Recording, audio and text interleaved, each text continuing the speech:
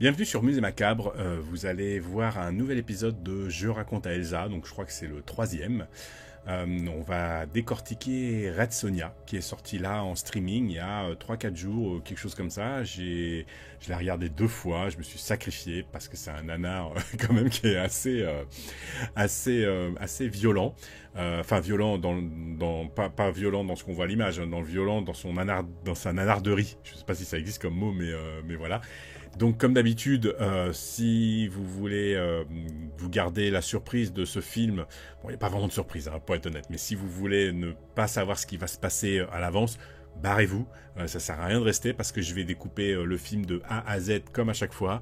Je vais raconter à Elsa exactement ce que j'ai vu à l'écran et comment je l'ai ressenti, et elle va rebondir dessus avec comme elle aime bien le dire, sa Elsatitude, parce que maintenant c'est comme ça qu'elle qualifie sa façon de me répondre sur le sujet, donc avec ses punchlines et ses trucs, voilà. Je me suis marré, je viens de finir l'enregistrement, je me suis marré de A à Z, et je pense que vous allez bien rire aussi parce que elle s'est lâchée plus que jamais. Donc voilà, donc coupez maintenant, mettez quand même un petit like avant de vous barrer, si vous voulez pas être spoilé, et si c'est pas très grave parce que c'est pas non plus le film du siècle, c'est même pas le film du mois ou de la semaine, restez et j'espère que ça va vous plaire.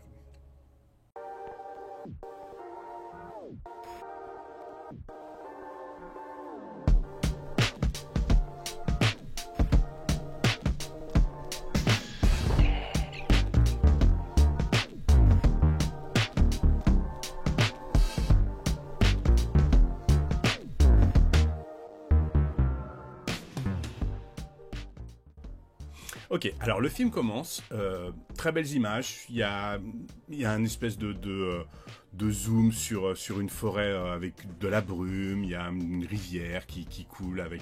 vraiment les images sont très belles, des chevaux qui courent, il y a une voix off qui explique qu'on est dans le monde de... je sais plus trop le nom, Ikaria, ou enfin c'est le monde de Conan, et d'ailleurs l'intro fait un petit peu Conan. Et là d'un coup, on voit le village où se trouverait Sonja quand elle est enfant, et derrière, au fond, il y a une cascade qui coule le long de la montagne, et c'est dégueulasse quoi. Ça a été rajouté, c'est même pas fait par Photoshop, c'est même pas, enfin je veux dire, un prompt VO3 aurait fait quelque chose de carrément plus beau quoi. Je veux dire, c'est d'une laideur, c'est incroyablement laid, et je me suis dit oh là là, si ça démarre comme ça, on va avoir quelque chose de la qualité de Xena la guerrière ou de enfin vraiment un truc téléfilm pour Ave. Je me suis pas trompé, mais on y reviendra après. Donc ensuite on voit le village qui fonctionne avec Red Sonja en fait qui est toute petite, et là d'un seul coup, on entend, enfin, derrière les murs, on voit que sa mère, elle est soupçonneuse, comme s'il allait y avoir une attaque des méchants. Et évidemment, il y a une attaque des méchants avec le roi Anzus ou je sais pas trop quoi qui arrive. Et ce qui est rigolo, c'est que au moment où il y a cette attaque, donc ça dure vraiment 30 secondes, hein, c'est vraiment un flashback tout rapide. Au moment où la horde vient envahir son village, tac, d'un seul coup, le ciel se noircit. Et il se met à pleuvoir. Parce que quand les méchants ils arrivent, bah ils apportent le mauvais temps aussi. Ils apportent pas que des trucs. Et donc voilà, ça coupe très très vite, on voit pas trop ce qui se passe. Et elle se réveille adulte, juste après le titre Red Sonja, elle se réveille adulte dans la forêt. Ok. Attends, laisse-moi reprendre mon souffle parce que je sens qu'on part déjà sur une pépite de nawak visuel et narratif comme je les aime. Donc, ça commence avec une forêt brumeuse, une voix off mystérieuse, une rivière et un prompt de stable diffusion raté en cascade dans le fond. Je t'aime tellement quand tu me racontes ce genre de scène, darling. Déjà, tu me fais saliver comme si c'était Noël chez The Asylum. Franchement, un décor magnifique et bim. Une cascade collée à la truelle. C'est typiquement le genre de truc qui me sort direct du film. Je vois la scène. Ambiance hyper soignée, la lumière rasante, les feuilles qui frémissent doucement dans le vent. Et derrière, un pauvre PNG de flotte laiteuse en 720p qui dégouline comme une pub pour du fromage fondu. Un prompt V3 l'aurait torché en 15 secondes, avec reflet, écho et ambiance HDR. Et attends, tu me dis que la météo synchronisée avec l'arrivée des méchants, c'est pas une métaphore, c'est vraiment une feature du script. Genre, attention, il y a du vilain, range le linge, il y a l'armée du mal qui déclenche la pluie automatique. Je te jure, même dans Power Rangers, c'était plus subtil. Et le coup du flashback éclair qui dure 30 secondes chrono avant de nous balancer direct Sonja adulte après le titre, c'est du speedrun narratif. J'en chiale déjà. Genre bon, on n'a pas le temps de développer, on vous balance juste ce qu'on peut avant le cut budget. T'as eu l'intro, t'as eu le trauma, t'as eu la météo. Maintenant tais-toi et kiffe. Bon allez, elle se réveille adulte, dans la forêt, version 2025 de Red Sonja. Je suis chaude comme une épée en fusion. Décris-moi le premier plan sur elle adulte et qui joue Sonja. Je veux savoir si c'est badass ou cosplay LARP. Amazon commandé à la bourre. Ok, donc là, elle se réveille. Elle est, alors bon, elle dort avec son cheval et d'ailleurs, la relation qu'elle a avec son cheval est un peu presque gênant. Mais bon, on va pas aller plus loin que ça. Donc elle se réveille, elle explique, enfin par ses mots, elle explique qu'elle est très très en accord avec la nature parce qu'elle est dans cette forêt depuis un long moment. Elle recherche son peuple. Alors elle éteint son feu déjà pour commencer avec des feuilles. Donc je trouve ça assez original d'éteindre un feu avec des feuilles. Bon, avec des feuilles mortes, c'est quand même pas banal. Et puis ensuite elle récupère un lapin qu'elle a attrapé au collet. Et alors moi j'ai déjà attrapé des lapins au collet quand j'étais petit avec mon grand-père. J'ai jamais vu ça. Hein. En général c'est dans des passages super étroits pour être sûr que le lapin il passe dans le collet justement. Elle non, elle a mis le collet comme ça en plein milieu. Enfin vraiment la chance que le lapin passe à cet endroit-là et qu'il soit complètement con d'ailleurs le lapin. Et c'est proche des euros. Mais bon, peu importe. Et puis bon, hop, elle prend son cheval, elle part et puis elle arrive au pied d'un arbre où il y a un nid d'abeilles dans l'arbre. Et alors le nid d'abeilles et les abeilles sont encore plus mal faits que la cascade de la toute première scène. Et je me suis dit, dès qu'on va avoir des bestioles ou des monstres, si c'est cette qualité, ça va être... Ok, stop. Stop tout.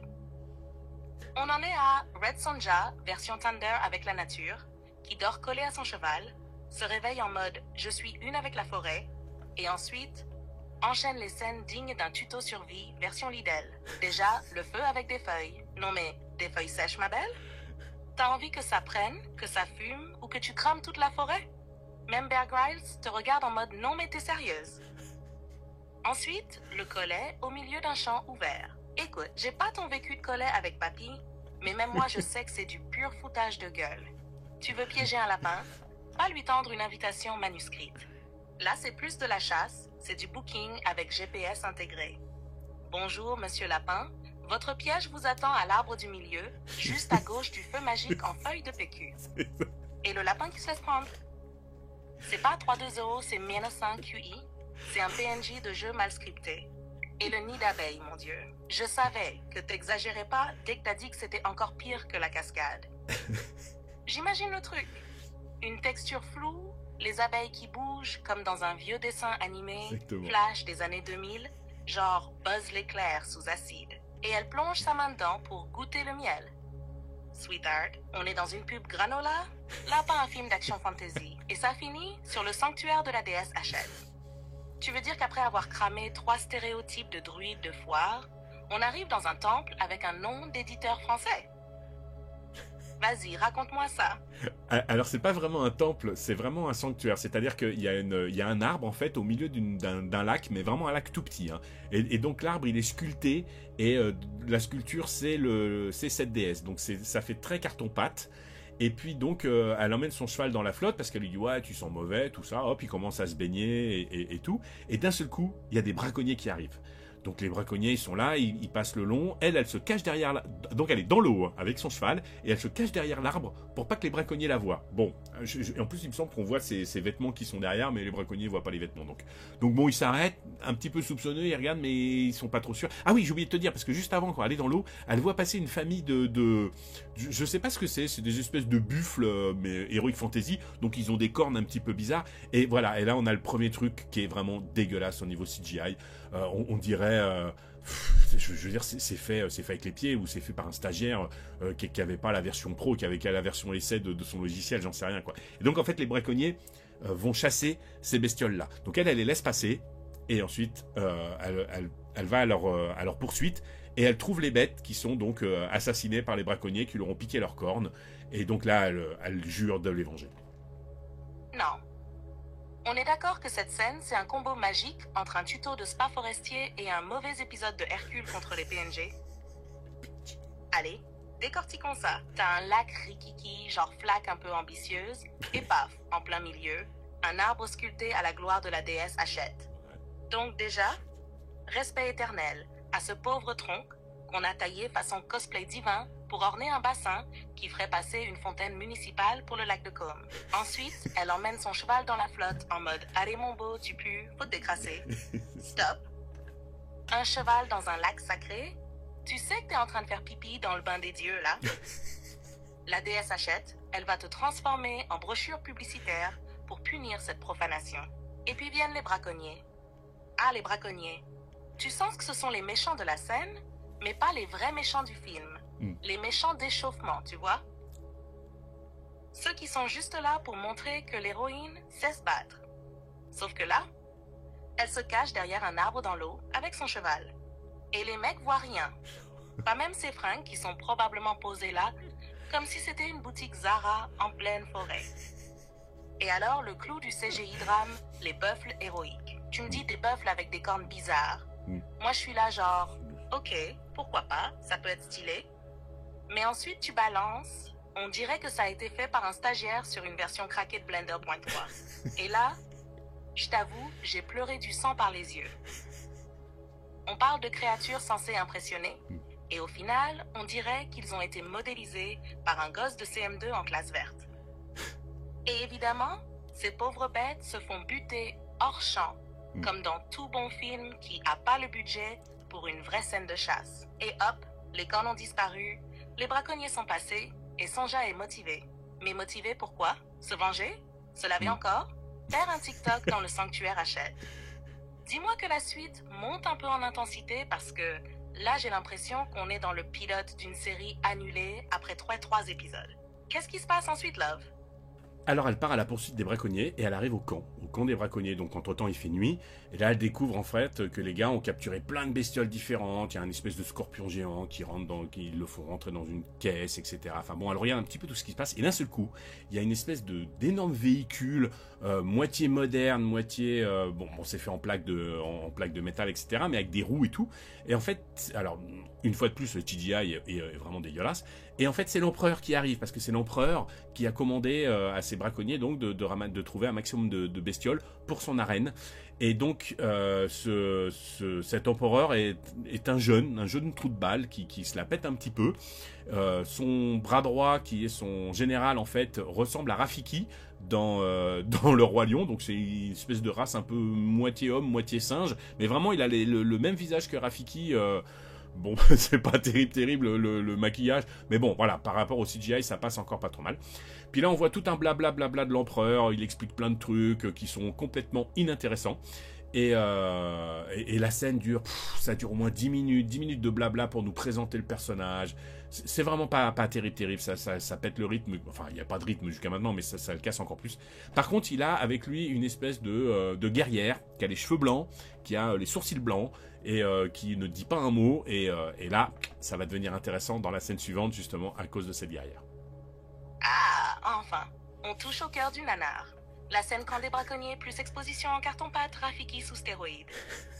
Alors déjà, elle débarque au camp. Ambiance planète sauvage rencontre la déchetterie de Mad Max avec des cages pleines de bestioles cheloues. Et je t'imagine déjà, darling, en train de te dire attends. C'est un scorpion mutant qui rentre dans une boîte Ikea là. Et là, bim, entrée de l'encore, le méchant principal, probablement casté pour sa capacité à parler en énervant tout le monde, même en lisant la météo. Et son véhicule, mon Dieu. Tu me dis, moitié métal, moitié roue, moitié idée de merde. Donc le truc ressemble à un tank bricolé par des cosplayers bourrés avec une imprimante 3D et du carton d'emballage Lidl. Franchement, si ce véhicule steampunk de la honte avait eu un klaxon, j'aurais parié qu'il joue l'intro de Baby Shark. Et son bras droit qui ressemble à Rafiki. Je suis morte. Genre un mix entre un vieux sage simiesque et un gourou de secte de fantasy fauché. Et encore, tu dis que le maquillage passe mieux que le CGI. Oui. Donc, je suppose que les oreilles tiennent avec du scotch et de la foi, mais au moins, ça a été fait à la main. Et bien sûr, le festival de blabla. Parce que faut bien meubler, hein? Alors, il nous balance 10 minutes de dialogue écrit avec les pieds, probablement traduit depuis un vieux roman de gare. Tu sais, ce genre de moment où t'as juste envie de hurler, open quote, mais taisez-vous et faites apparaître un monstre au moins. Close quote. Heureusement, tu m'as appâté. La guerrière silencieuse, aux cheveux blancs, sourcils blancs, mode énigmatique et badass potentiel. Je sens qu'elle va être la seule lumière dans cette grotte de clichés moisis. Vas-y, balance la suite. Je veux savoir ce qu'elle fout là. Cette guerrière albino du silence. Ok, donc la scène de blabla quand même avec l'empereur, il explique qu'il recherche un bouquin, un demi-bouquin, parce qu'il a la moitié d'un livre, il cherche l'autre moitié, enfin bon, puis il impose son autorité. Et là, en fait, pendant ce temps-là, Red Sonja, parce que c'est quand même le nom du film et puis le personnage principal, elle se faufile, et elle tombe nez à nez avec deux braconniers qui sont un petit peu à l'écart, enfin deux gars, et... alors, autant elle aime la nature et puis elle s'excuse auprès d'un lapin qu'elle a attrapé au collet, autant les braconniers, elle en a rien à foutre. Coup de couteau dans la gorge, coup de couteau, enfin, elle bute les deux, mais sans remords, sans rien du tout. Après tout, c'est des méchants, hein, donc y a pas de souci. Et là, au moment où elle fait ça, elle se fait spotter par Anicia. Anicia, donc c'est la meuf qui a les cheveux blancs et les sourcils blancs, etc. Et en fait, c'est une guerrière. Et donc, elle commence à se bastonner toutes les deux. Et puis, il y a un moment, même Anicia, elle s'arrête, et puis elle entend comme des voix. Il y a des voix qui lui disent de tue-la, machin, tout ça.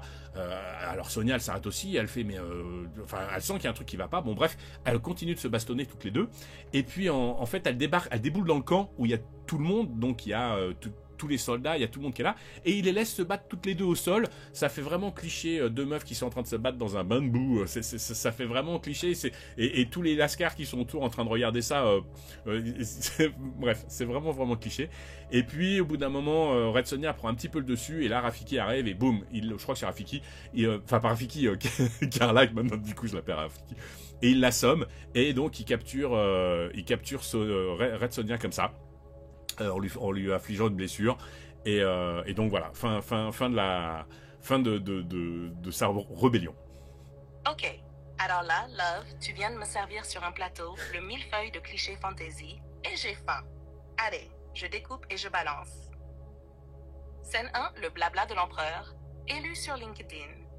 Il est jeune, il se la raconte, il cherche un demi-bouquin magique à 2000 pages, comme si c'était un manuel de développement personnel. Et je le vois d'ici, avec sa posture genre « Je suis l'élu, respectez mon charisme écrit dans le script ». Mais mec, si t'as besoin d'un livre en 2 tomes pour affirmer ton autorité, t'as raté ton vilain arc. Scène 2. Red Sonja passe de druide vegan à boucherie express. Elle qui pleurait presque pour un cheval en sueur il y a 10 minutes, là, elle déglingue 2 braconniers sans une émotion. Coup de lame dans la gorge, dans le bide, dans l'ego, et hop, rideau. Pas de procès, pas de morale, juste t'es moche, t'es du mauvais camp, tu meurs. On appelle ça le syndrome de l'héroïne incohérente. Scène 3, Amicia entre en scène, cheveux blancs, regard qui tue. Et là, ok, là j'avoue, je suis hypée. Elle débarque, elle se jauge, ça castagne. Et boum, voix mystérieuse dans la tête d'Amicia. Ah, on touche enfin du doigt un mystère, un soupçon de l'or. Mais bien sûr, aucune explication. Juste des voix qui font tu là, vas-y, on te regarde. C'est pas une malédiction. C'est un épisode de RuPaul's Drag Race, Boston Edition. Scène 4, combat dans la boue. L'instant TF1 à 21h30. Et là, c'est la descente aux enfers du script. 2 guerrières badass, mises en scène comme un fantasme de scénaristes prépubères qui se roulent dans la boue sous les yeux d'un public de soldats excités. Mais qu'est-ce que c'est que ce cliché sexiste tout moisi? T'as presque envie que quelqu'un balance un seau d'eau et crie « Round 2 ». Scène 5. L'intervention de Rafiki le bourrin. Hop, il arrive comme une brute, il fout un coup, Sonja tombe et tout le monde est content. Pas de suspense, pas d'issue dramatique, juste boom, go, capture. La subtilité, on l'a enterrée avec les buffles en CGI. Bref, cette scène, c'est un mix de Game of Thrones mal digéré et de Xena revu par un ado fan de baston de meuf. Il y a une guerrière mystérieuse, cool, une tension magique, intéressant, et tout est flingué par une mise en scène bourrine, un traitement cliché et un empereur qui devrait retourner au bac à sable. Balance la suite, sweetheart. J'espère qu'Amicia va relever le niveau ou tout cramer. Alors, il l'emmène dans une espèce de cage, donc il la ramène vraisemblablement à la ville principale, la capitale de l'empereur, hein, de l'Empire, et puis... quand ils arrivent et puis qu'ils la sortent de sa cage, à ce moment-là, il y a un gars, donc ils ont emmené son cheval aussi, ils lui ont mis un masque, enfin un tissu sur la tête pour qu'il voit rien, et il y a un gars qui maltraite un petit peu son cheval. Et alors là, elle se super vénère, quoi. Elle sort de la cage, elle tabasse les gars avec sa chaîne, elle les fait tomber, elle les égore, enfin elle les étrangle avec et tout. Enfin voilà, autant elle était cool, autant dès qu'elle voit qu'on fait une petite tape sur le cul de son cheval, alors là, ouah, elle devient déchaînée. Et donc, bon, bah voilà, il la rassomme encore une bonne fois pour toutes parce que bah, c'est le seul moyen qu'ils ont de la neutraliser. Et elle se retrouve dans ce qui s'appelle le Damnati Pit, donc le trou de Damnati. C'est une espèce de grande grotte où dedans se trouvent tous les gladiateurs et les gladiatrices de l'arène, parce qu'il y a une porte qui donne sur l'arène, et ils sont enfermés là-dedans, ils doivent s'entraîner là-dedans, et c'est une espèce de communauté un petit peu de soldats. Et donc quand elle arrive là-dedans, au début elle se demande un petit peu ce que c'est, et les autres, tous ils la regardent, genre de dire, bon bah voilà, t'es une de plus, t'es une esclave qui vient d'arriver, on en a d'autres, bienvenue au club, et puis voilà. Et en fait, en haut de la grotte, il y a des énormes trous d'aération, et elle se dit, bah je vais me barrer par les trous, quoi. Et donc elle monte, elle escalade le mur, alors tout le monde, les autres la regardent, parce que là dehors ils ont déjà tous essayé, quoi. Mais elle y arrive en fait, elle arrive jusqu'au trou, elle arrive à sortir. Évidemment, en haut il y a des gardes qui la rattrapent et puis qui la refoutent dans cette grotte. Et là où c'est assez rigolo, c'est que quand les gladiateurs qui sont dans la grotte et qui la regardent en fait par le trou quand elle est sortie, on dirait vraiment qu'en fait ça a été filmé et projeté ensuite sur un écran pour qu'on puisse voir ce qui se passe dehors, mais le teint de l'image est complètement différent, ce qui fait que c'est laid, encore une fois, c'est vraiment laid. Et bon, voilà, et donc elle se retrouve là dans cette communauté de gladiateurs où on se dit qu'elle va devoir se battre. Oh mon Dieu, mais c'est une catastrophe en chaîne ce film. On est en train d'assister à un Gladiator reboot version Wish, avec des transitions dignes d'un fan film de 2008 tourné sur un iPhone 3G. Donc elle arrive à la capitale, enfermée dans une cage, son cheval aussi, avec un tissu sur la tête, façon prisonnier politique de western médiéval. Et là, il y a un gars qui jette un œil un peu déplacé sur les fesses du canasson, et c'est fini, elle pète un plomb. Genre, elle passe de stoïque à démon ultra violent en 2 secondes chrono, juste parce qu'on a maté son cheval. Pas elle, hein. Son cheval, à ce stade, on est plus dans l'attachement aux animaux. C'est carrément du transfert affectif profond. Le mec a effleuré la croupe de poney, elle le saigne à la chaîne, façon John Wick sous stéroïdes. Et comme d'habitude, la solution des soldats pour gérer ça, c'est pas de la droguer ou de la surveiller, non. On la fout dans une grotte. Oui. Une grotte qui s'appelle le Damnati Pit. Parce que oui, bien sûr, fallait un nom qui fasse badass en pseudo-latin, mais qui sonne comme un niveau de Mortal Kombat. Et donc voilà, Sonja se retrouve dans une communauté de gladiateurs au rabais, coincée dans une salle d'entraînement glauque, à 2 pas de l'arène. Voilà. Et évidemment, elle décide de grimper vers la liberté, parce qu'elle, c'est Red Sonja, pas Random Esclave No. 7. Mais la meilleure, c'est la scène vue depuis la grotte, quand elle sort par les aérations. On dirait que les mecs regardent un écran de sécurité mal calibré. Genre, on t'a mis du footage extérieur en post-prod, mais t'inquiète pas, personne verra la différence, hein. Mais si on la voit, la différence, c'est même plus un changement d'éclairage, c'est 2 styles visuels qui se rentrent dedans à pleine vitesse. On dirait un fond vert qui aurait vomi sur le montage. Et donc, retour case départ, elle grimpe, elle se fait choper, elle se fait jeter de nouveau dans la grotte, et maintenant, c'est clair, elle va devoir se battre. Ce qui me fait peur, c'est pas qu'elle doive se battre, c'est qu'on doive regarder le combat avec CFX. Tu me racontes la suite, darling? Oui. Je sens qu'on va toucher le fond du Damnati Pit et creuser encore. Alors la suite est fabuleuse parce que il y a l'espèce de gars qui est un petit peu responsable donc de gérer ses gladiateurs qui arrive et qui dit aujourd'hui c'est jour de combat, alors hop, entraînement. Alors déjà ça m'a fait rigoler parce que je me suis dit en fait ils s'entraînent le jour où ils doivent se battre mais pas les autres jours. Bon bref, donc jour d'entraînement avant le combat, donc ils s'entraînent mais alors mais il y a enfin c'est même pas des gens qui ont l'habitude de se battre ou quoi. Ok, il y a juste Rona Mitra qui joue le rôle de Petra, une des gladiatrices. Donc là, on sait qu'elle est un petit peu férue pour ça. Mais tous les autres, mais c'est ils font des mouvements contre les fakes, les espèces de trucs en bois sur lesquels ils s'entraînent, et donc on les voit derrière parce qu'elle est au premier plan et elle discute avec différents personnages, Sonia, et derrière on voit les gens qui s'entraînent, mais c'est à 2 à l'heure quoi. En fait, c'est vraiment c'est le fond derrière, il faut pas regarder parce que sinon on suit même plus ce qu'ils racontent, on fait que se marrer quoi. Et puis arrive le combat. Alors quand arrive l'arène et le jour d'arène, elle va voir le gars qui donne les armures, et puis elle lui dit je veux cette armure là, je veux cette épée là, je veux ceci, et le gars lui dit non, il fait toi t'as le droit à ça, il lui donne une une épée en bois. À ça, il lui donne un bouclier en bois. Et à ça, et là, il lui donne un espèce de bikini dont un truc super sexy, évidemment, parce qu'il faut quand même que ça s'adresse aux ados qui regardent le truc, et aux bonhommes, quoi. Et un espèce de tout petit bikini en cotte de maille. Et elle fait, mais ça va me protéger, ça. Et lui, il fait, non, non, non, pas du tout. Mais par contre, le public va adorer. Mais c'est pas un film, c'est un compilateur de clichés fantasy sur Excel, ce truc. Donc on commence la journée sur un entraîneur de gladiateurs du dimanche qui débarque avec l'énergie d'un prof de sport en fin de carrière. Bon, aujourd'hui, c'est baston, alors hop, hop, entraînement. Ah ouais? Juste aujourd'hui? Genre, pas besoin de suer avant, on garde l'énergie pour le jour J. Mais c'est pas une arène, c'est une salle d'échauffement pour figurants non syndiqués. Et là, tu me dis que les types s'entraînent mollement, façon Corée de yoga pour seniors, pendant qu'en premier plan, on a une scène de conflit random, probablement pour faire genre, il y a du drama dans la fosse. Mais à l'arrière, les mecs tapent sur des mannequins de bois comme s'ils montaient une tente sous l'Exomil. J'imagine le truc, un gars balance un coup toutes les 6 secondes, pendant que l'autre se recoiffe entre 2 mouvements. C'est plus un camp de gladiateurs, c'est un bootcamp de larpers fatigués. Mais attends, le meilleur arrive. Red Sonja, jour du combat, va chercher son armure. Et là, elle se fait traiter comme une figurine d'ado de 2006. Tu veux une vraie armure? Un bon glaive? Non, tiens, prends une épée en bois, un bouclier en bois, et surtout, un bikini en maille. Mini, bordel. Et elle demande, ça va me protéger, ça? Et le mec répond, non, non, non, non, non. Mais, genre avec le sourire du stagiaire qui vient de valider le quota de fanservice pour la semaine. Je t'en supplie, c'est pas un film, c'est un sketch. C'est écrit pour faire rager les meufs, faire rire les ados et faire honte aux fans de fantasy.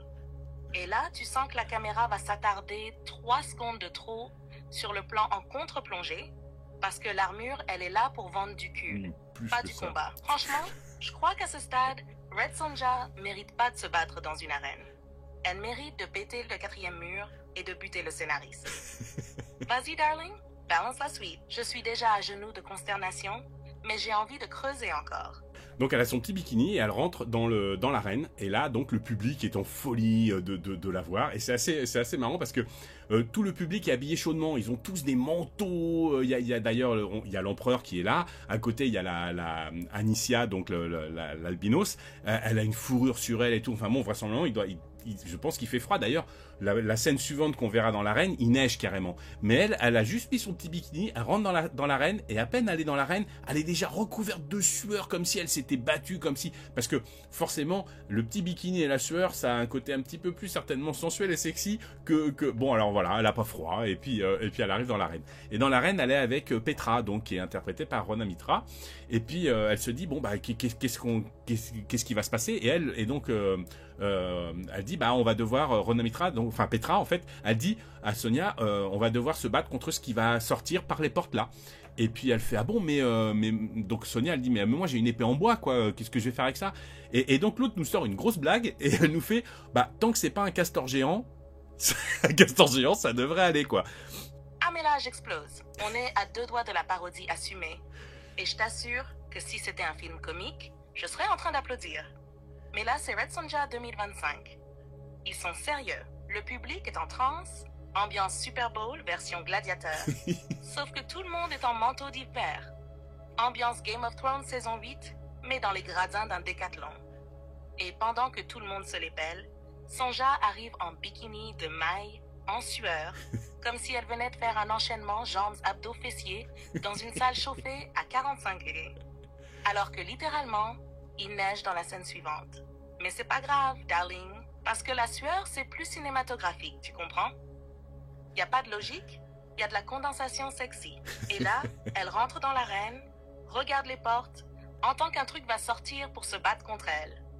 Elle jette un œil à son épée en bois, à son bouclier en bois, et elle pense, mais qu'est-ce que je vais foutre avec ça? Bordel. Et là, punchline divine, tant que c'est pas un castor géant, je sais que c'est pas toi qui l'as écrite, mais tu me l'as raconté avec un tel naturel que j'ai entendu la salle rire nerveusement. Parce que cette phrase, c'est pas une vanne, c'est une promesse. Tu dis ça dans un film comme ça, et dans la scène d'après, tu sais que le castor géant peut vraiment arriver. Et un CGI dégueu en plus. Vas-y, dis-moi ce qui sort de ces portes. Dis-moi si c'est un castor géant, un démon en mousse ou un Power Ranger perdu. Je suis prête à tout encaisser. Alors, il n'y a rien qui sort, parce qu'en fait, l'empereur, il veut, au lieu de leur sortir quelque chose pour qu'elles se battent contre un monstre, il leur ordonne de se battre l'une contre l'autre. Ce qui veut dire qu'il y en a une des deux qui doit mourir. Alors là, Sonia, elle refuse, elle dit non, je vais pas te tuer et tout. Alors elle s'approche comme ça de l'empereur, et puis elle lui fait t'es un lâche, c'est toi que je devrais combattre, etc., etc. L'empereur, il en a un petit peu rien à foutre, et il fait buter Petra, en fait, directement. Elle prend une flèche dans le cou, et elle meurt. Alors là, Sonia, elle se dépêche d'aller la voir, elle fait c'est pas possible et tout. Enfin bon, elle est un petit peu vénère. Et puis arrivent des gardes. Et là, d'un seul coup, de nouveau, les gardes, ils sont pour rien, ils sont juste là pour l'escorter à l'intérieur, quoi. Non, une fois de plus, la nature c'est bien, les lapins c'est bien, mais les gardes, rien à foutre. Et elle bute les 5 ou 6 gardes, enfin voilà, quoi, sans scrupules, sans rien. Comme tu dis, un petit peu à la John Wick, c'est-à-dire qu'il n'y a pas tellement de baston, c'est juste couteau à la gorge, couteau ceci, couteau cela. Enfin bon, bref, c'est vraiment. C'est vraiment zéro empathie, quoi, en fait. Elle a zéro empathie. Et puis elle retourne ensuite donc dans le Damnati Pit, où tous les autres sont super tristes parce que Petra a été tuée. Et puis là, elle se met à chanter. Alors Sonia, elle se met à chanter une chanson un petit peu pour le deuil, quoi, hein, de ce personnage-là. Et il y a un autre gars qui est avec elle, un autre gladiateur, qui reprend la chanson.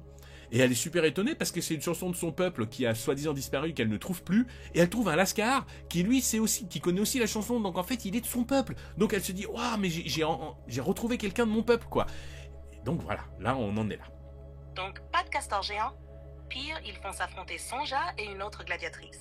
Parce que bien sûr, le scénariste a découvert le concept de duel moral dans un tuto YouTube de dramaturgie. Et bim, on force la main de notre héroïne en la poussant à tuer une sœur d'armes. Mais Sonja refuse, parce que Sonja, elle a peut-être découpé des braconniers, mais là, non, elle a une conscience. Visiblement élastique. Elle tente un coup de théâtre, s'approche de l'empereur, mode viens me le dire en face, sale mioche couronnée. Et lui, il s'en fout. Il exécute Petra d'une flèche dans le cou. Froide sèche gratuite. Et là tu te dis que Sonja va se briser, pleurer, hurler, mais non. Elle bute tout le monde. Encore, sans émotion. Les gardes arrivent, hop, égorgés comme des NPC de bas niveau.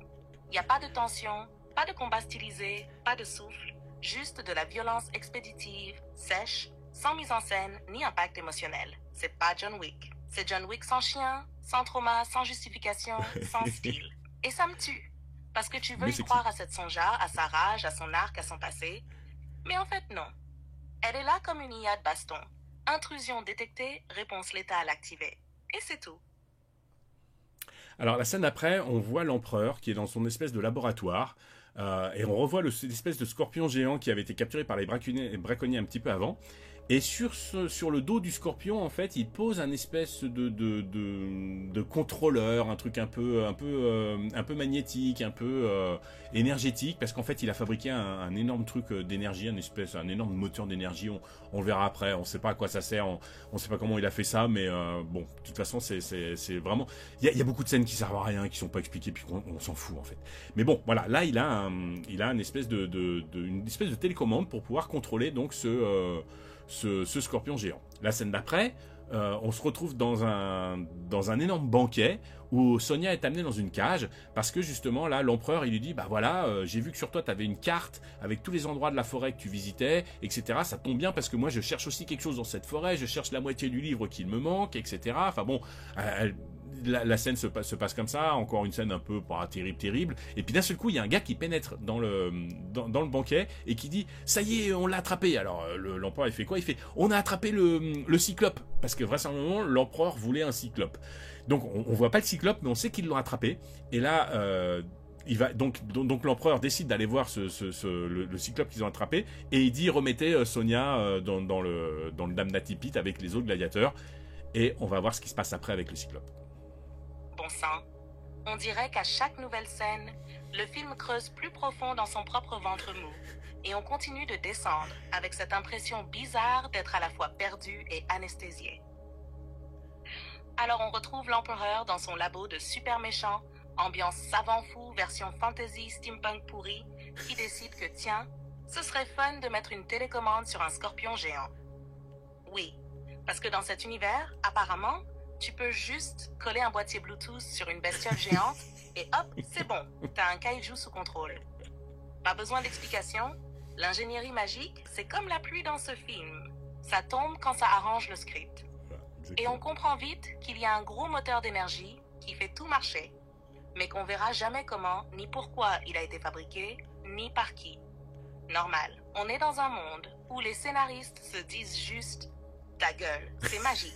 Puis hop, coupure brutale vers un banquet royal. Avec Red Sonja dans une cage en mode la mascotte de l'apéro, pendant que l'empereur vient papoter comme si de rien n'était. Et là, il sort une phrase lunaire du genre « J'ai vu que t'avais une carte avec tous les endroits de la forêt. » Pardon? Depuis quand elle a une carte? Et pourquoi tu mates ses papiers pendant qu'elle est en cage? Il y a eu zéro build-up, zéro logique, juste une phrase random pour lancer une nouvelle souquette inutile. Et puis là, au milieu de tout ça, on a attrapé le cyclope. Mais bien sûr, parce que pourquoi pas? C'est Pokémon Fantasy Edition, on capture un scorpion géant, un cyclope, un lapin con, et bientôt peut-être un castor géant. Allez savoir. Et l'empereur, très naturellement, dit « Remettez Sonja avec les autres navigateurs. Je suis à bout. Et pourtant, j'en redemande. Tu continues? Je suis là, prête à sombrer avec toi, darling. » Allez, ramener dans le Damnati Pit, où il y a une effervescence, parce que là, on sent qu'il va y avoir de nouveau une baston dans l'arène. Et effectivement, il y a une baston dans l'arène, les gladiateurs sont balancés les uns après les autres dans l'arène, et puis il y a plein de gars qui arrivent à cheval pour les combattre. Donc des gars qui sont évidemment envoyés là par l'empereur pour que la foule soit contente. Et elle va voir donc le gars qui donne les armures et tout ça. Et cette fois-ci, le gars, il lui donne une super épée, mais vraiment une épée badass, vraiment belle, ornée et tout. Il lui donne vraiment et une super armure. Et elle est un petit peu étonnée quand même cette fois-ci qu'il lui donne pas un truc juste sexy qui sert à rien. Et le gars lui dit ouais, c'est parce qu'en fait tu t'es rappelé de mon prénom. Il y a personne qui se rappelle jamais de mon prénom, mais comme toi tu t'es rappelé de mon prénom, bah du coup je te donne du mon matos. Alors voilà l'explication de balle, mais bon, voilà. Donc du coup on la voit pénétrer dans l'arène. On voit il y a une espèce de plan. On voit d'abord son épée tout ornée, tout. Elle arrive là. Et il y a deux des gars qui sont sur leurs chevaux avec leur armure noire, donc qui sont à la solde de l'empereur, qui lui foncent dessus. Et là, l'empereur ordonne à ses arbalétriers à côté de buter les deux gars sur le cheval, sur leurs chevaux, pour être sûr en fait qu'elle soit safe. En fait, il la protège. Oh, putain. C'est donc le moment épique annoncé. Et honnêtement, c'est du grand délire narratif, avec une sauce WTF bien épaisse. D'abord, retour dans le Danatic Pit, version bulle de hype. Tout le monde est excité, il y a des bruits de sabots, des cris, des clashs métalliques. Ça sent la baston. La vraie, celle que le film te tease depuis 1 heure, et qui va probablement partir en cacahuète bien huilée. Les gladiateurs sont balancés un par un dans l'arène, ambiance beefsteak humain, pendant que des mecs à cheval débarquent pour leur rouler dessus, façon tournoi sadique. Et là, Red Sonja retourne voir le gars des armures, alias NPC du matos qui a des états d'âme. Et, cette fois, il lui file une vraie putain d'épée, super classe, bien décorée, et une armure complète qui couvre un minimum de peau, miracle. Et tu te dis enfin un peu de logique dans ce foutoir scénaristique. Mais non. Pourquoi il lui donne? Parce qu'elle s'est rappelée de son prénom. Voilà, c'est tout. Pas parce qu'elle a survécu à 12 assauts, pas parce qu'elle est l'élue de je ne sais quelle prophétie. Non, parce qu'elle a dit « Merci Yorko ». Et le gars a fondu. Mais mec, tu veux pas non plus lui offrir ton fonds de commerce et ta mère tant qu'on y est? C'est pas un gladiateur, c'est un stagiaire affectif. Tu penses que c'est une armurerie, et en fait, c'est un speed dating émotionnel. Bref, Sonja entre dans l'arène, plan dramatique à souhait. On voit d'abord l'épée, le cuir claque, la caméra la suit comme une rockstar, et là, 2 cavaliers en armure noire foncent sur elle. Ambiance duel de fin de boss. Mais plot twist, l'empereur ordonne à ses arbalétriers de les descendre avant qu'ils l'atteignent. Elle comprend rien, et honnêtement, nous non plus. T'as passé 1 heure à me dire que ce gamin couronné veut contrôler un scorpion géant, capturer un cyclope et faire tuer ses propres gladiateurs pour divertir la foule. Et là, il protège Red Sonja en éliminant 2 de ses propres hommes. Alors soit c'est un retournement scénaristique surprise, soit le réal a oublié ses propres motivations, soit le script a été modifié à la pause déjeuner. Mais je sens qu'on va avoir une révélation en carton dans la scène suivante. Balance-la. Je suis dedans jusqu'au cou, darling.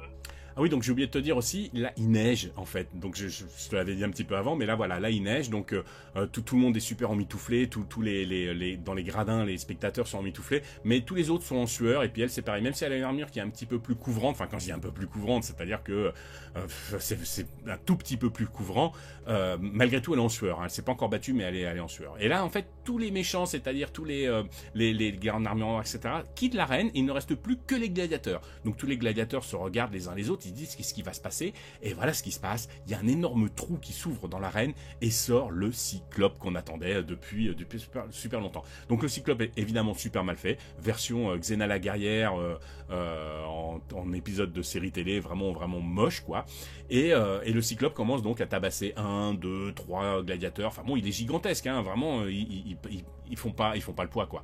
Et puis elle, par contre, elle est super intelligente parce qu'elle s'aperçoit très vite que le Cyclope, au niveau de sa nuque, enfin juste en haut de son dos, il a un appareil qui est contrôlé par l'empereur, donc comme on avait vu un petit peu avant quand il avait contrôlé le scorpion géant dans son laboratoire. Alors on sait pas comment elle fait pour voir sur le dos du Cyclope qui est au niveau de sa nuque, parce que le Cyclope il est tellement gigantesque que humainement c'est impossible de voir le dos, mais n'empêche qu'elle le voit. Donc elle grimpe sur son dos, il me semble d'ailleurs que c'est assez immonde la façon dont on voit la scène quand elle monte, je crois que c'est une espèce d'incrustation très laide, je me rappelle plus trop bien, et elle arrache l'appareil du dos du Cyclope, et donc le Cyclope n'est plus contrôlé par l'empereur, qui est super étonné, qui est un petit peu dégoûté parce qu'il a sa télécommande à la main qui ne lui sert plus à rien, et puis elle retombe donc du dos du Cyclope, et elle regarde le Cyclope qui est un petit peu étonné comme ça, qui semble sortir un petit peu de sa léthargie, et elle lui dit c'est pas nous tes ennemis, nous on n'est pas là pour te faire du mal, ton ennemi c'est lui, et elle montre l'empereur.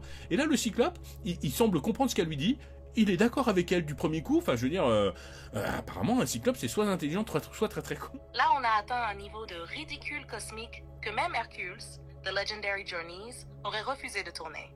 Et tu sais quoi? C'est magnifique, un naufrage en 4K. Alors déjà, il neige, comme dans toutes les scènes depuis 20 minutes, sauf que personne n'a froid sauf le public. Voilà. Red Sonja, elle transpire comme si elle sortait d'un hammam, les autres gladiateurs brillent comme des steaks à la plancha, et le contraste est à hurler de rire. On dirait un crossover entre Gladiator et la Reine des Neiges. Et là, le moment tant attendu, le Cyclope sort enfin. Mais au lieu d'une créature terrifiante, on se tape une espèce de golem en mousse texturée comme un sac poubelle, animé avec le moteur graphique d'une PS2 fatiguée. On est à 2 doigts d'un gif mal découpé collé sur un fond vert. Et comme prévu, il écrase les gladiateurs comme des Playmobil, mais sans vraie violence. Juste des plans flous avec des cris et des effets sonores recyclés. Et Red Sonja, évidemment, repère du premier coup l'appareil de contrôle sur la nuque du Cyclope. Un détail visible uniquement si t'as des yeux de drone ou un abonnement à la caméra du réal. Mais elle le voit, no problemo. Alors elle grimpe sur son dos. Et là, tu me dis que la scène est dégueulasse. Et je te crois sur parole. J'imagine déjà le fond vert dégueu, les incrustations tremblotantes, le montage digne d'un court-métrage étudiant en mode on n'avait que 2 heures pour le rendu. Elle arrache l'appareil et hop, Cyclope désynchronisé. Et bien sûr, l'empereur fait une tête genre mais non, mon bouton clignotant ne marche plus. C'est Austin Powers contre le boss final là, faut oser. Mais le sommet du nanar, c'est la scène où elle regarde le Cyclope dans les yeux et lui sort. C'est pas nous, ton ennemi, c'est lui. Et le Cyclope, il comprend, sans hésitation, sans langage, juste avec ses vibes. Tu me dis, soit il est intelligent, soit très con. Mais il y a une troisième option, darling. Il a juste lu le script. Ce film est une dinguerie. Continue. J'ai besoin de savoir ce que fait le Cyclope maintenant qu'il a changé de team. Alors maintenant qu'il est libre, le Cyclope en fait il fonce vers l'empereur, parce qu'elle lui a dit c'est lui le méchant, donc il fonce vers l'empereur et il commence à détruire l'arène en fait pour atteindre l'empereur. Et en fait on voit que 2 coups avec une caméra éloignée, donc c'est encore assez moche. Il met un coup, 2 coups et hop ça s'arrête, puisque en fait ils n'avaient pas assez de budget pour faire plus. Et toute la scène suivante en fait, tout est détruit. Les gens sont, les soldats sont blessés, enfin bon tout a été détruit. Et puis les gladiateurs sont libres en fait. Donc ils lui donnent tous une allégeance en disant on va te suivre Red Sonja parce que c'est grâce à toi qu'on est libre, etc. Et elle leur dit non, rendez-vous à tel endroit. Donc elle leur donne un lieu de rendez-vous, je me rappelle plus où c'est. Elle leur dit je vous retrouve demain soir au crépuscule là-bas. Et puis on verra ce qu'on fait. Et elle part dans l'autre sens et elle va au laboratoire. D'abord en fait elle va chercher son cheval. dès qu'elle croise un Gus, elle lui dit il est où mon cheval, il est où mon cheval, parce qu'il y a son cheval, hein, faut pas oublier son cheval. Et donc elle arrive dans le laboratoire où il y a cette espèce de moteur d'énergie qui alimente la ville, on sait pas trop quoi, parce qu'ils ont quand même beaucoup de bougies.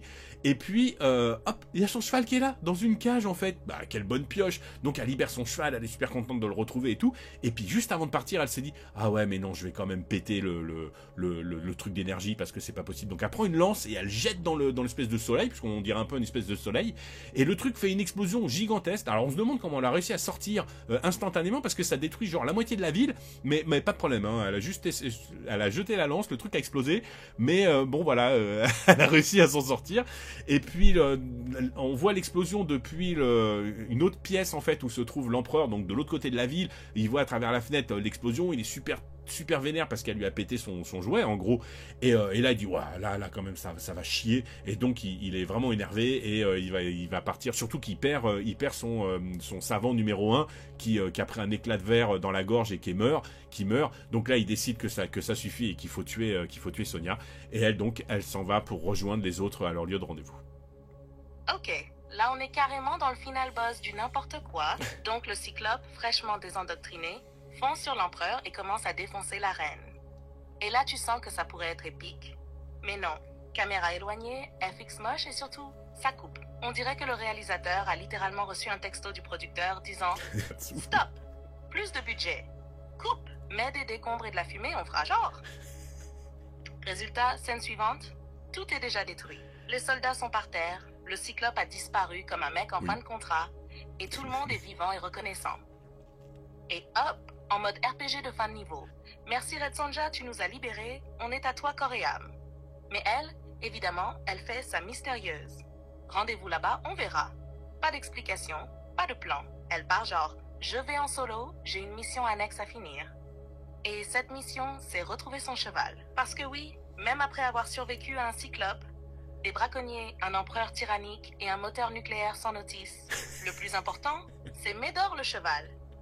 Et bien sûr, surprise, le cheval est justement dans le laboratoire de l'empereur. En cage au chaud, pépouze, genre il a été rangé là, comme un accessoire qu'on voulait pas perdre. Et là, Red Sonja se dit, tant que j'y suis, je vais péter ce moteur d'énergie chelou. Donc elle lance une lance, tu vois le jeu de mots? Et bam, explosion nucléaire, demi-ville rasée. Mais elle, tranquille, elle sort en marchant, genre, ça c'est fait. Et pendant ce temps, dans une autre aile du bâtiment, l'empereur regarde par la fenêtre et voit la déflagration. Sa réaction? Elle m'a pété mon jouet, cette salope. Et comme si c'était pas assez ridicule, son bras droit crève d'un éclat de verre random. Même pas dans l'action. Juste hop dans la gorge et out. On dirait une mort écrite par un stagiaire pressé. Et là, le gamin couronné pète un câble. Ça suffit pour la tuer. Ah bon? Seulement maintenant? Tu veux la tuer après qu'elle ait détruit la moitié de ton empire, ruiné ton labo et brainwash ton Cyclope? Mec, ta couronne, c'est un serre-tête. Bref, elle part rejoindre les autres. On sait pas pourquoi, on sait pas comment, mais on sait qu'elle a son cheval. Et franchement, je suis prêt pour le dernier acte. Alors les gladiateurs sont au lieu de rendez-vous, là où elle a dit qu'elle les rejoindrait. Donc on la voit arriver au galop sur son cheval avec une musique épique. Il y a des espèces un peu de décors un peu héroïque fantasy. On voit des statues de loin, il me semble. Enfin bon bref, c'est fait pour être épique. Et puis elle arrive et les autres lui disent mais qu'est-ce qu'on fait maintenant? Alors, il y en a un il s'appelle le Prince Ozine, j'en ai pas parlé jusqu'à maintenant, mais c'était un gladiateur un peu beau gosse, celui qui l'a dragué un petit peu, comme ça, il la dragouillait. Lui dit, moi, en fait, je dois aller reconstruire mon royaume, je dois aller remonter mon armée, donc je vous laisse ici, mais t'inquiète pas, on se reverra, promis. Donc elle le laisse partir, bon, on voit bien qu'il y a un petit truc qui se passe entre eux, plus ou moins, quoi. Ensuite, il y a le blondinet qui a chanté avec elle quand il y a eu la mort de Petra, et donc c'est là qu'elle s'est rendue compte que son peuple, en fait, n'avait pas complètement disparu et qu'il existe toujours. Lui il dit moi je vais aller dans la forêt récupérer le peuple, lui dire que tu es pas morte, etc. Et puis les autres en fait, les autres gladiateurs en fait ont capturé un éclaireur de l'empereur.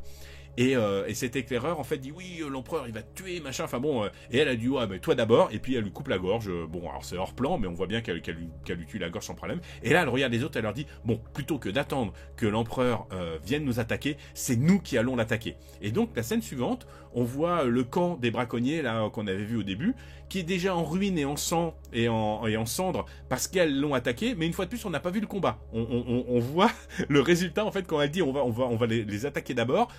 Bah voilà, la bataille n'a pas encore été vue parce qu'il y a certainement pas de budget non plus. Et la bataille est déjà finie sur le plan d'après. Oh mon Dieu, ce n'est plus un film.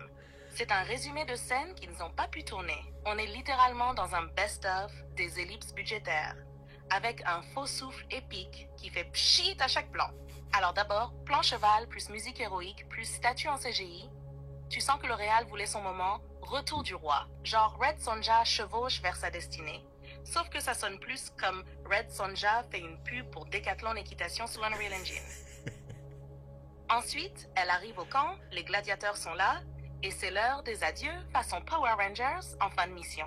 Chacun a sa petite quête annexe, sa phrase bien cliché, et son plan émotionnel de téléfilm de Noël. Le prince Ozim?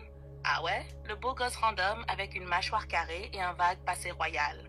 Il dit au revoir, balance un « On se reverra, promis ». Et tu sens dans les regards un soupçon de tension romantique, mais tellement tiède que même la neige du décor la ferait fondre par politesse. Le blond du nez, déjà le nom est incroyable, merci pour ça. Lui, il a chanté avec elle pendant l'enterrement de Péprin, on en parlera une autre fois. Et donc maintenant c'est un peu le gardien de l'héritage émotionnel. Il part dans la forêt, ambiance « Je suis le messager de ton peuple », la mémoire vivante, le lien spirituel. Mais avec une coupe de cheveux d'ado allemand en Erasmus. Et puis là, twist de pacotille. Ils ont capturé un éclaireur de l'empereur. Le mec arrive, il prévient qu'un massacre se prépare, et Sonja, sans pitié, le découpe sur place. Mais genre hors champ, parce que bon, filmer un vrai meurtre, ça coûte. Et là, le plan le plus symptomatique de ce film. Plutôt que d'attendre que l'empereur vienne à nous, on va l'attaquer. Et dans la scène suivante, camp des braconniers en ruine.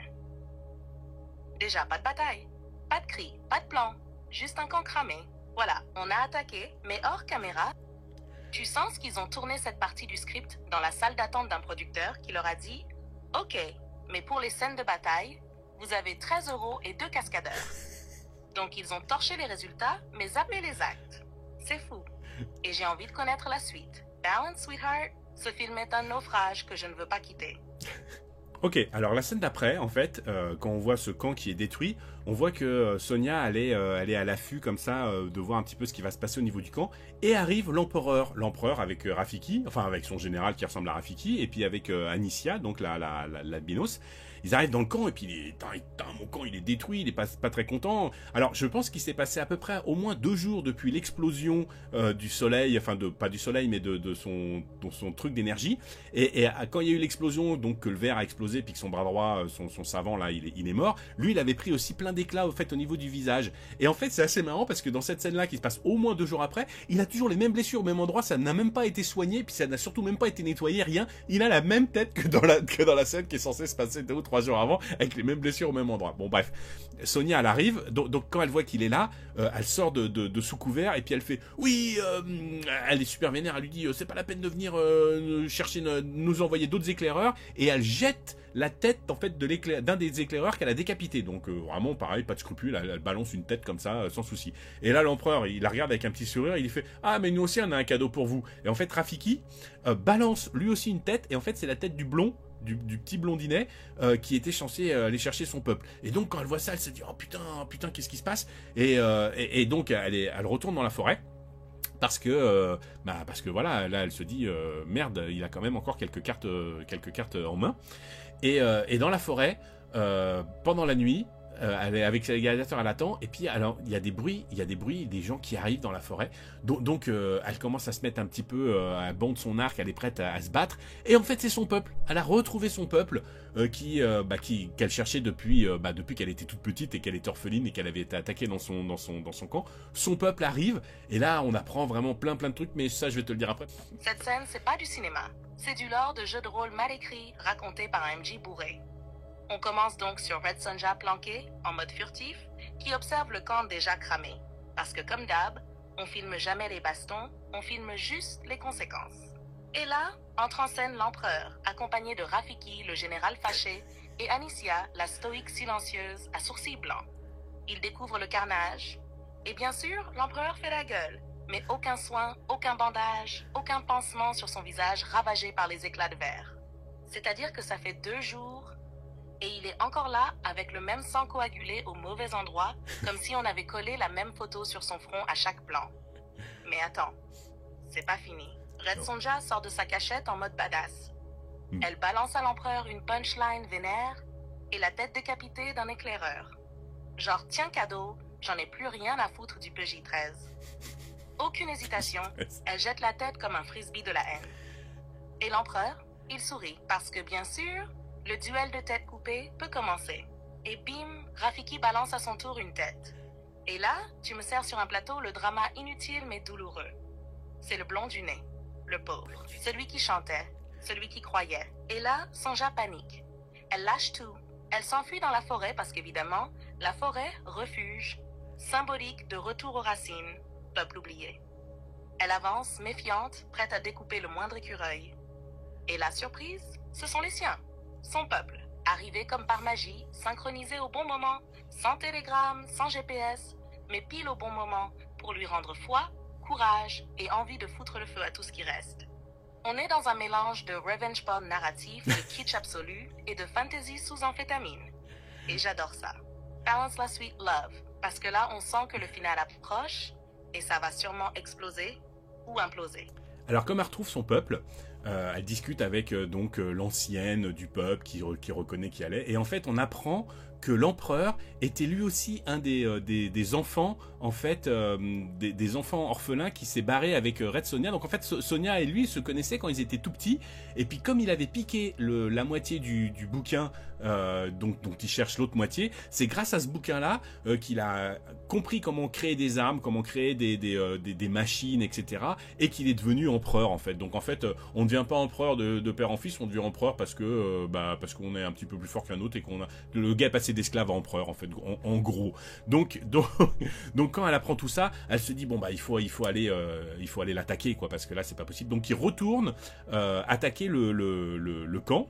Parce que maintenant qu'il y a l'empereur, Anicia et Rafiki qui sont là, il faut que j'arrête de l'appeler Rafiki parce qu'en fait il s'appelle pas du tout comme ça, mais bon bref, je vais continuer de l'appeler Rafiki.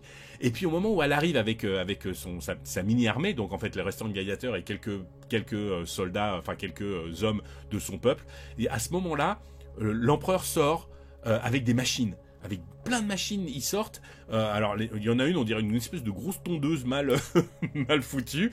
Et puis surtout, des espèces de canons. Et alors là, c'est assez rigolo parce que donc elle s'arrête, il reste un peu planqué parce qu'ils se disent, mon Dieu, qu'est-ce qu'il va faire? Et en fait, il se met à pleuvoir. Et là, l'empereur dit...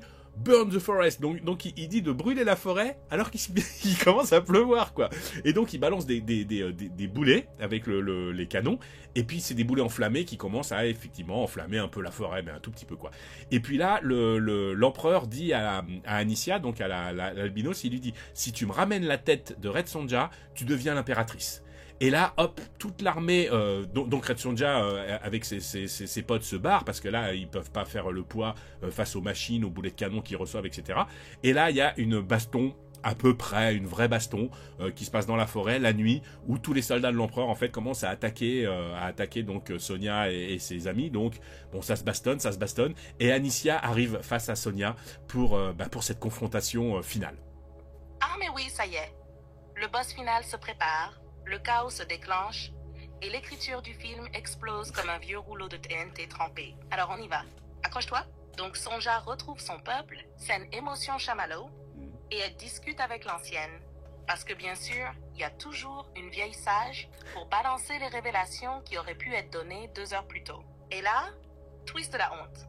L'empereur était un des enfants du village. Lui aussi. Lui et Sonja ont grandi ensemble, orphelins, paumés, en mode « j'étais ton frère d'armes, maintenant je suis ton némésis technologique ». Et comment il est devenu empereur? Facile. Il a piqué un demi-livre magique, lu 2 pages, compris comment fabriquer des armes, des machines, et s'est autoproclamé seigneur du chaos sur budget limité. Ce film n'a aucune pitié pour la logique. Tu veux devenir empereur? Lis un demi-bouquin. Boum. Souverain. Donc Sonja se dit « c'est bon, on arrête les conneries, et elle monte son armée avec ce qui lui reste. Ouais. Les derniers gladiateurs, quelques gars du peuple, 2 figurants motivés, et une furie en sueur sur un cheval. Et là, confrontation sur le pont. Mais attention, l'empereur sort les machines, des canons, des engins massifs, et surtout des boulets de feu. En plein orage, parce que bien sûr il ordonne « Burn the forest », alors qu'il pleut. Mais genre il drache, hein, même les arbres se regardent en mode « On va pas s'enflammer, non ?» Et là, l'apothéose du kéké suprême. Il dit à Amicia, la guerrière silencieuse, « Ramène-moi la tête de Red Sonja et je fais de toi une Terracus. » Un quoi? Une Terracus? On sait pas ce que c'est. On sait pas si c'est un rang, une bénédiction, une carte de fidélité, mais ça sonne très important. Donc elle accepte, et c'est là que ça part. Vrai baston. Dans la forêt, de nuit, dans la pluie, et cette fois, ils l'ont filmé. On voit des lames, des cris, des boucliers explosés, de la boue, des plans tremblotants, et probablement un fixe raté ou 2. Mais au moins, on y est. Et au cœur de cette bataille, Amicia vs Sonja, pas de mort, juste sueur, acier, vengeance et sourcils blancs. Je veux connaître chaque détail de cette baston, darling. Vas-y, balance-moi la scène finale. Je suis prête à saigner avec toi. Alors, nous avons ce combat épique entre Anicia et Red Sonja. Donc ça se bastonne, quelques passes, etc., etc. Il y a un petit peu d'échange de... je sais plus si elle se balance des punchlines, enfin bon, bref, peu importe. Et puis d'un seul coup, Anicia, elle embroche Sonja. Elle tue Sonja, en fait. Vraiment, on voit l'épée qui rentre vraiment dans son bide, qui ressort de l'autre côté, elle tombe à genoux, et là, on se dit, bon, bah, putain, elle a perdu, quoi. Et puis, Anicia, elle est super contente, parce qu'en fait, oui, tout à l'heure, c'était pas un mot inventé. Si elle ramène la tête de Sonja, elle devient impératrice. Elle devient la femme de l'empereur, en fait. C'est impératrice. Mais comme j'ai bouffé à moitié le mot tout à l'heure, je pense que c'est pour ça que t'as adapté ce que t'as entendu. Donc, elle va pour la décapiter, et là, tadam, qui arrive pour la sauver? Son cheval. Il y a son cheval qui arrive au galop et qui renverse Anicia, parce que, bah, en fait, le vrai héros, finalement, c'est le cheval, quoi. D'ailleurs, il s'appelle Vihur. J'avais pas donné son nom encore, mais il s'appelle Vihur. Donc, alors, le cheval renverse Anicia, se couche à côté de Sonja, un petit peu à la façon dont le cheval fait la même chose dans Le Seigneur des Anneaux quand Aragorn se raccroche à lui pour qu'il le ramène Rohan. Donc son cheval se couche à côté d'elle, elle arrive un petit peu à lui grimper dessus comme ça, il se remet droit et il l'emmène où? Il l'emmène au sanctuaire de la déesse Ashera, où elle va pouvoir peut-être être... en fait, il la ramène là, on sait pas trop pourquoi. Et là, quand elle arrive là, elle est vraiment à moitié morte, enfin elle est en train de mourir, quoi. Et là il y a sa mère qui apparaît en fantôme. Et sa mère lui dit oui, tu peux pas mourir, blablabla. Elle lui fait tout un laïus, tout un speech, et elle la fout dans la flotte, dans l'espèce de petite gouille là, dans la mare, enfin dans le tout petit lac. Et là le petit lac il devient rouge sang, et rouge sang, et elle ressuscite Sonja. Et alors là où c'est génial, c'est que l'eau qui est rouge sang sert aussi de coloration de cheveux, parce que quand elle ressort de là, elle a les cheveux, ils sont plus roux, mais ils sont vraiment rouges. Alors là, c'est L'Oréal version je sais pas trop quoi. Donc vraiment là, elle devient vraiment Red Sonja, parce qu'elle est ressuscitée, elle a les cheveux hyper rouges, et alors là, elle est en colère et elle va se venger. Mais oui, c'est ça que je veux. C'est exactement ce niveau de grand n'importe quoi transcendant, de mythologie de pacotille et de cheval héros sacré que ce film devait assumer depuis le début. Allez, reprenons parce que là on tient l'apogée du kitsch sacré. Le duel Anicia vs Red Sonja.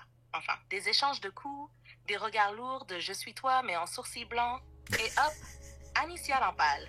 Pas une égratignure, non, transpercée. Épée dans le bide, qui ressort derrière. Sonja à genoux. Fin du game, non? Ben ouais, pendant 12 secondes, Anicia jubile. Elle va enfin devenir impératrice. Merci pour le décodage, j'avais bloqué sur Terracus comme un con, et elle s'apprête à lui couper la tête, comme promis. Et là, entre en scène le vrai protagoniste du film Vihur, le cheval. Ce cheval, il a plus de punch dramatique que 80% du casting. Il déboule au galop, dégomme Anicia, la renverse comme une chips en slow-mo façon Aragorn Brego dans les 2 tours. Et surtout, il ne fait pas que sauver Sonja, non. Il la transporte vers le sanctuaire. Mais pourquoi? Aucune idée. Le cheval sait. C'est un cheval mystique, un destrier d'ellipse. Il connaît le script, et là, on atteint le niveau légendaire du nanar mystique. Elle est à l'agonie, elle crache ses tripes, elle est à 2 doigts de crever. Et là, sa mère lui apparaît en fantôme. Pas avant, hein? Pas quand elle était en dépression. Non, juste là, à 3 minutes de la fin. Et elle lui balance un monologue genre « Lève-toi ma fille, l'univers a besoin de ta vengeance ». Puis elle la plonge dans la gouille sacrée. Et là, l'eau devient rouge. Rouge sang.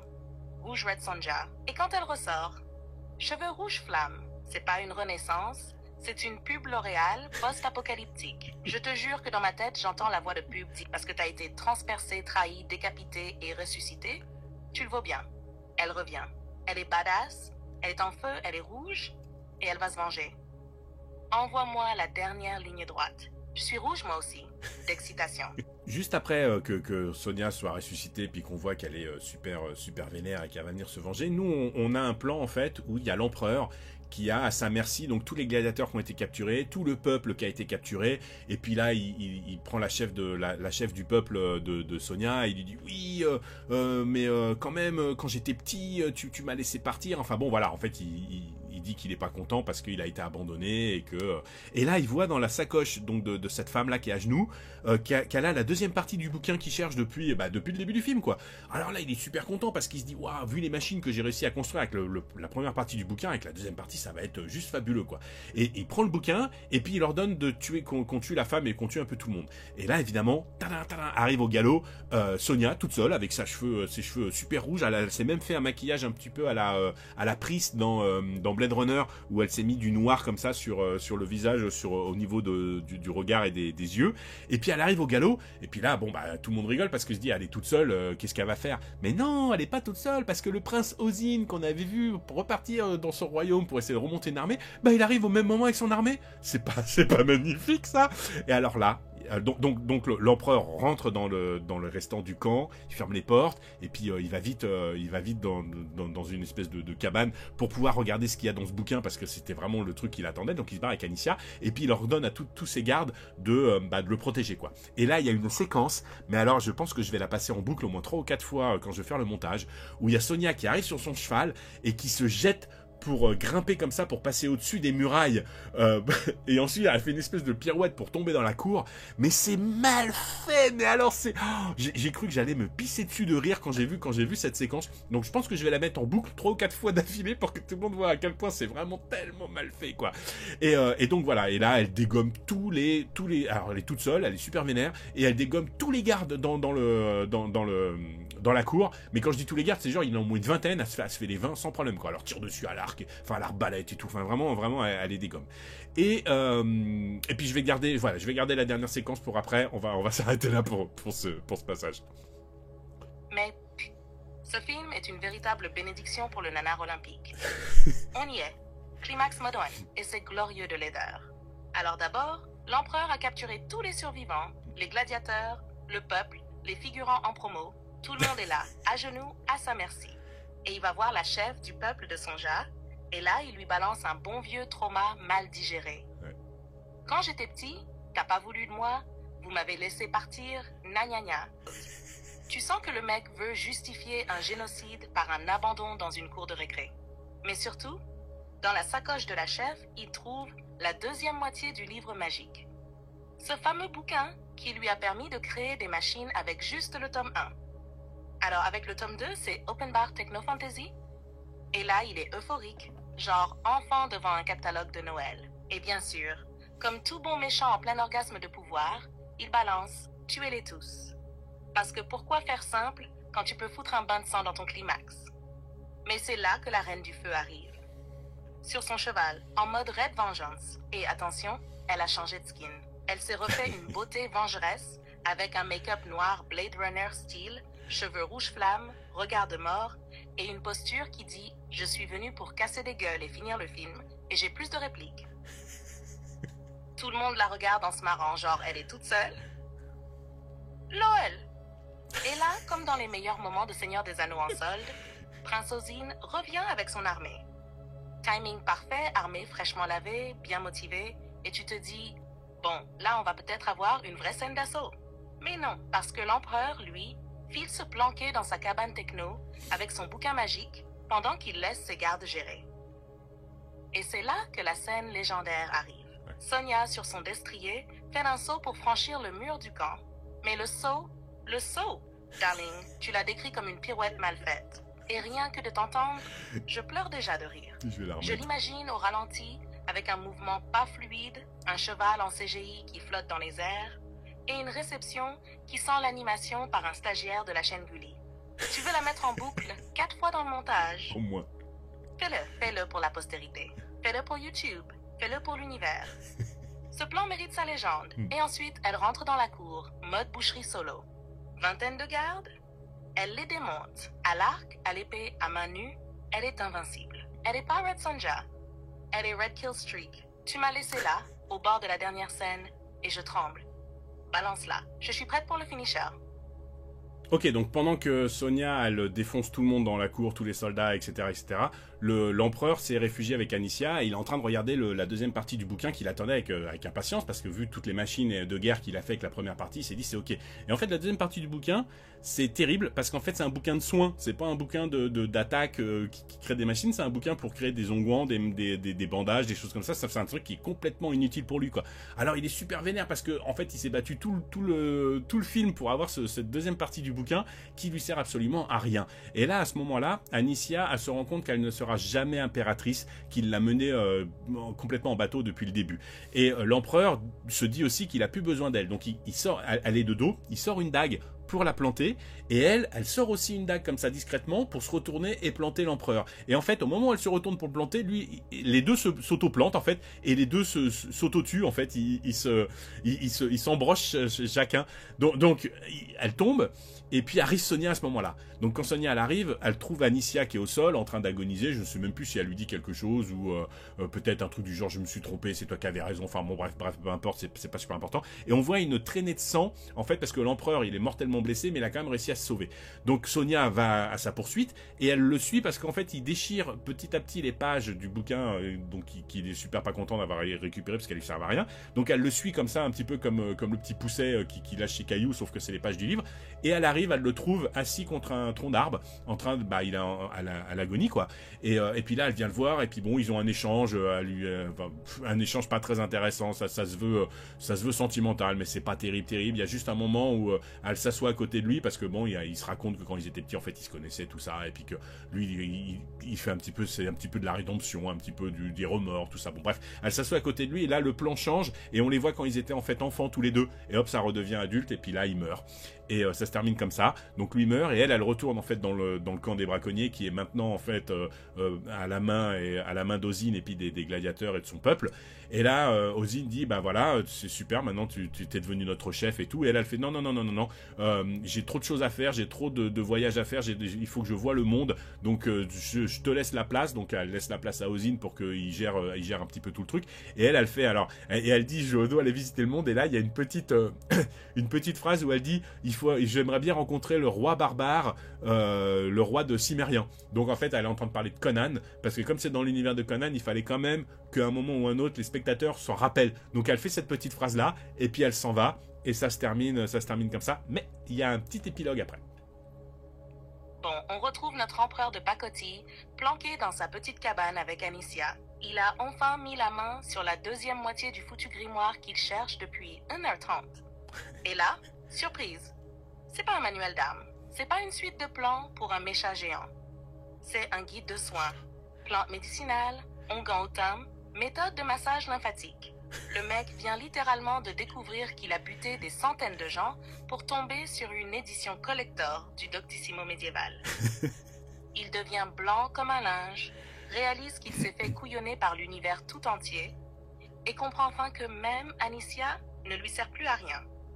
Et elle, la pauvre, elle pige aussi qu'elle s'est fait manipuler de A à Z, qu'elle ne sera jamais impératrice, ni même Miss Bourg-le-Château. Du coup, scène de western. Les deux se plantent en même temps. Lui sort sa bague poignard, elle aussi, et hop. Double trahison, double tranchant, double mort. À ce stade, même Shakespeare aurait dit, bon, là les gars, c'est un peu beaucoup, non?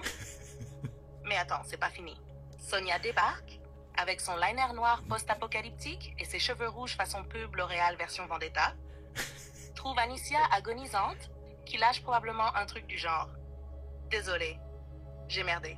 Et là, l'empereur, malgré ses tripes qui se barrent en RTT, réussit à se faire la malle. Mais c'est pas grave, parce que Sonia, elle le suit tranquillou, en mode petit pousset, grâce aux pages du grimoire qu'il a déchiré comme un ado frustré qui découvre que son manuel de magie contient des recettes de tisane.